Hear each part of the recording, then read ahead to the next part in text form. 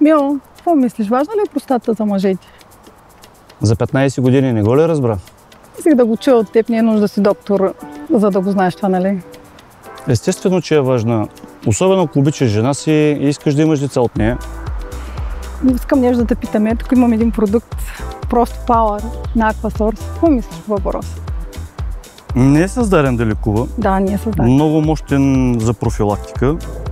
Съдържа 6 съставки, от които коприва, тиквени семки, зелен чай. Напомня ми за комбинация от чая на баба ми. Баба ти не е имала сао, палмето, ликопен и алоe вера екстракт. Значи нямаш оправдание вече да не се погрижиш за себе си. Започвам още от сега. Ти ще се погрижиш ли за мен? Ще видим какво ще кажат тиквените семки.